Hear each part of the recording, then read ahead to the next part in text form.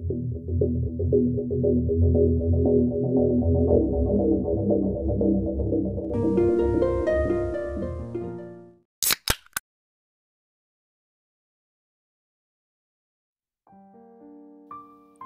Bosby lahir pada tanggal 27 September tahun 97 di Kansas, Amerika Serikat. Sejak kecil, Daisha dan ketiga saudaranya hidup dalam keluarga yang tidak sehat dan kurang beruntung. Selain karena kondisi ekonominya yang rendah, ayah mereka bukanlah orang yang bertanggung jawab. Meski demikian, Daisha tidak pernah menyerah pada keadaan. Ada satu pelajaran penting yang didapatkannya dari kehidupan yang keras, yaitu tidak ada yang gratis di dunia ini. Itu sebabnya Daisha tahu dia harus bekerja keras bila mau merubah nasibnya. Pendidikan menjadi satu-satunya jalan yang diyakini Daisha dapat merubah nasibnya. Cita-citanya suatu hari bisa mendapatkan gelar sarjana. Untuk mewujudkan cita-citanya itu, Daisha bekerja keras siang dan malam. Beruntungnya Daisha dikaruniai otak yang encer, sehingga kerja kerasnya membuahkan hasil. Daisha rajin mendapat predikat pelajar teladan dan meraih prestasi semasa SMA. Daisha tahu keluarganya tidak bisa membantunya membiayai studinya di universitas nanti. Satu-satunya harapan Daisha untuk bisa lanjut kuliah adalah melalui jalur prestasi.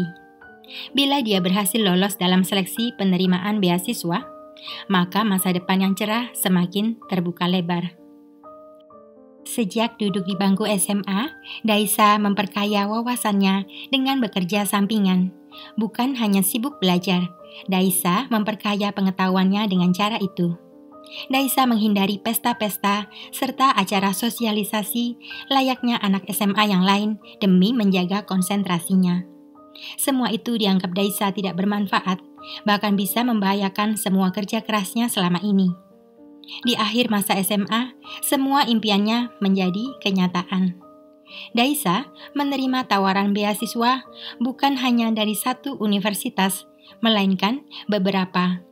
Daisha tinggal memilih kemana dia ingin lanjut kuliah dan semua biayanya pun ditanggung. Di mata sahabatnya, Daisha bukan hanya sekedar pintar tetapi juga baik hati dan tidak egois. Dia tidak segan berbagi ilmu serta kepandaiannya agar sahabatnya bisa sukses dalam pelajaran seperti dirinya. Namun sayang, Daisha tidak akan pernah menjadi mahasiswa ataupun meraih gelar seperti yang dicita-citakannya. Hasrat dan dorongan biologis seorang pria tak bertanggung jawab menutup kesempatan Daisha meraih masa depan yang cerah dan hidupnya justru harus berakhir. Pidato kemenangan yang seharusnya dibacakan oleh Daisha dalam acara kelulusan sekolah terpaksa berubah menjadi sambutan duka dari pihak sekolah.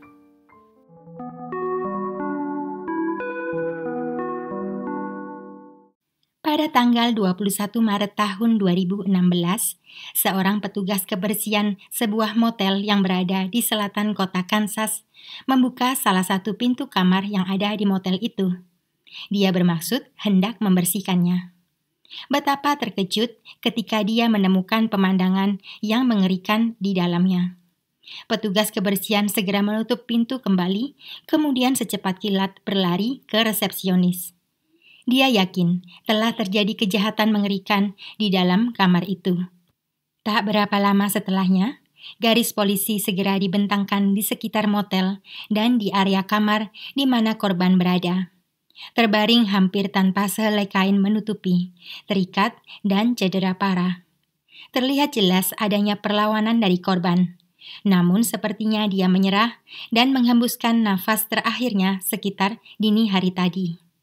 Pelaku telah meruda paksa dengan cara yang tidak normal, sehingga korban mengalami cedera di beberapa area yang tidak wajar.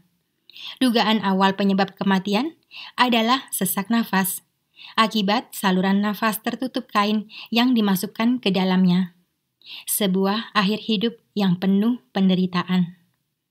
Identitas dari korban yang malang itu baru diketahui beberapa waktu kemudian ketika polisi mencocokkan ciri-ciri fisik dari korban dengan laporan orang hilang yang masuk ke kantor polisi. Kebetulan pagi itu, Laita Walker baru saja melaporkan putrinya, Daisha Bosby, telah menghilang sejak semalam. Ternyata, ciri-ciri korban cocok dengan putri dari Laita. Bagaikan tersambar petir, Laita menangis histeris melihat sosok terbujur kaku dalam ruangan dingin itu. Memang adalah putrinya, Daisha. Tak tega, dia melihat putrinya harus berakhir dalam kondisi menyedihkan seperti itu. Laita yakin Jerry Bosby suaminya berkaitan dengan kematian putri mereka karena pria itu pun ikut rahib bersamaan dengan Daisha.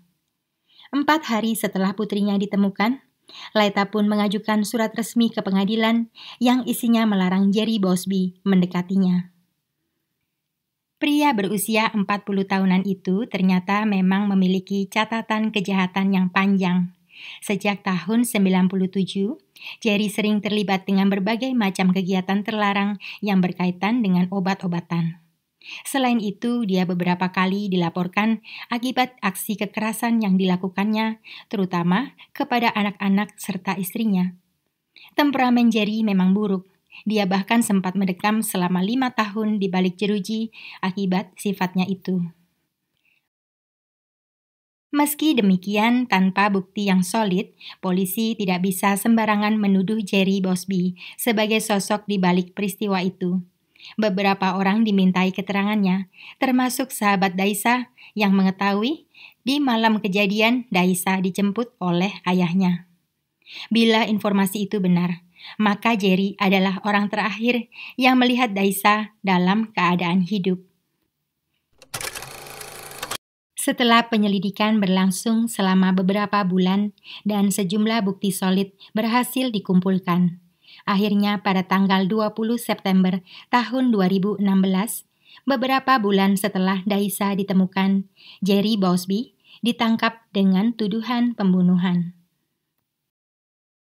Jerry Bosby mengaku di malam kejadian pada tanggal 20 Maret 2016, sekitar pukul 8:30 malam, dia datang menjemput putrinya Daisha. Kemudian, bersama-sama mereka menuju ke sebuah motel. 1 jam kemudian, kurang lebih pukul 9:30 malam, dalam rekaman CCTV, Jerry bersama Daisha terlihat berjalan memasuki lobi motel.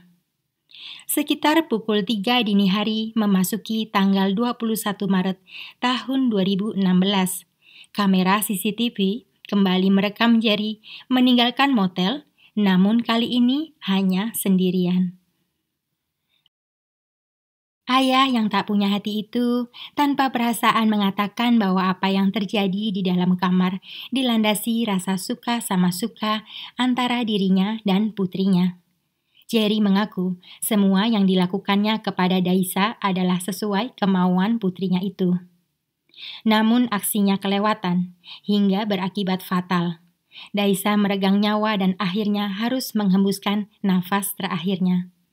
Jerry mengatakan bahwa hubungan spesial antara dirinya dan putrinya itu bukanlah yang pertama kali.